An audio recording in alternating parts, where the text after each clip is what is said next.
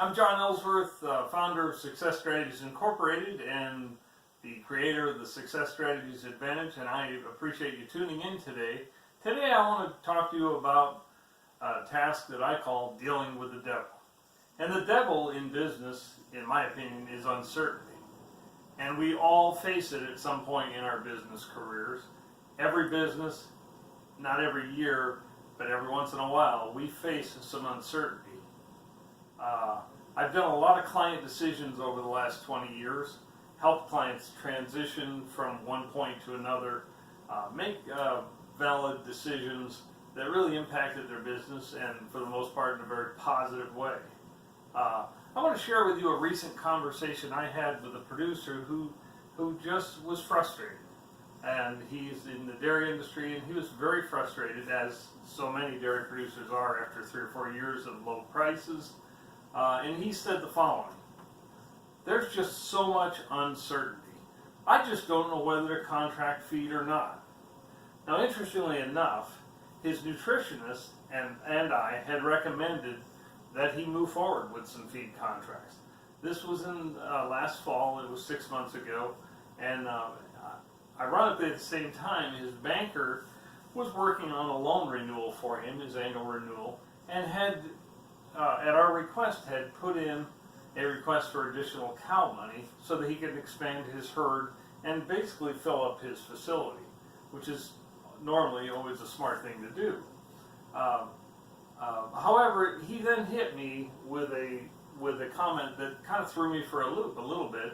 He said, if the bank doesn't approve this additional cow money, I might just sell out.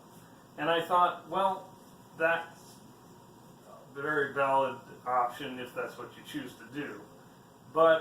And I understand his frustration with the industry, but I have this phrase that I use, that I remind myself and my clients periodically, that we should never let items that you cannot control have a direct impact over items that you can control. And the reason is because if you let things that you can control take precedence over the items that you can control in your business, what happens is you get off on a tangent, you basically get off track. And I think the problem with that is then you don't make the smartest decisions that you are capable of. And I'm not judging anyone, I'm just saying you are capable of making smart decisions. So be careful not to get distracted by the things that, frankly, neither you nor I can control.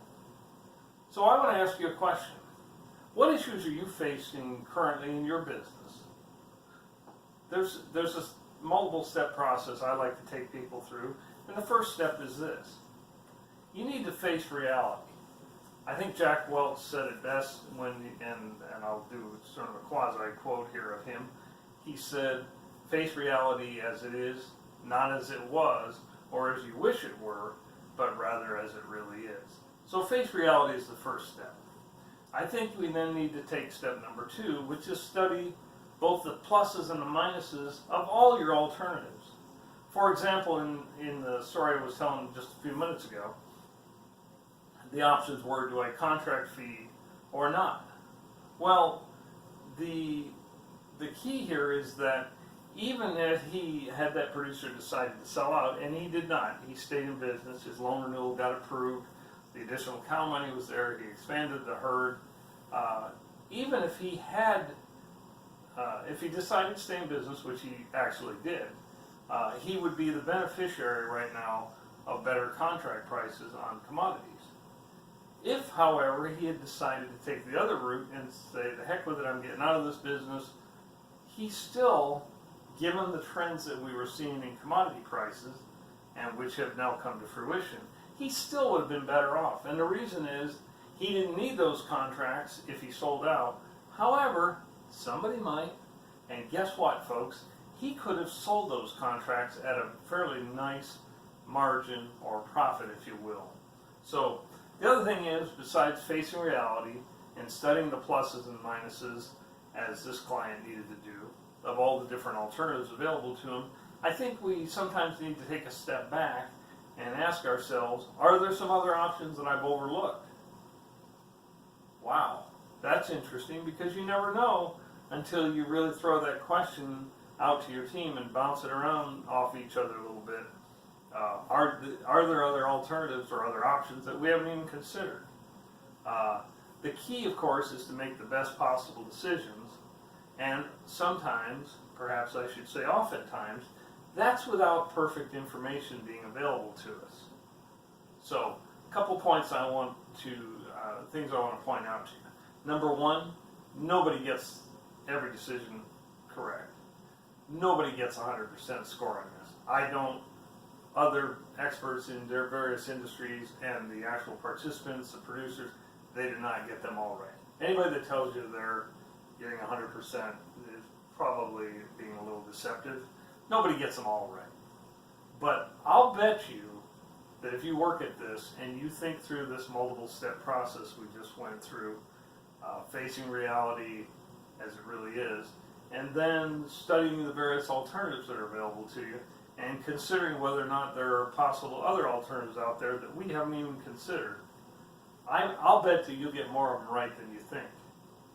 And the more decisions you make, of course, the better you're going to be at the process, and you'll get more positive results. And besides, keep in mind, when it's all done, when you're done with this decision, you probably have 2 or 3 other ones that you're going to need to make. And that's why we can't dawdle on one decision. Even if it's a big one, we got to move forward at some point. I wish you the best of luck, best of success this year and in future years as you make more decisions. And again, I'm John Ellsworth with Success Strategies Incorporated, the creator of the Success Strategies Advantage, and I welcome you to check out our website at www.success-strategies.com. And I thank you for tuning in today, and I wish you the best of success.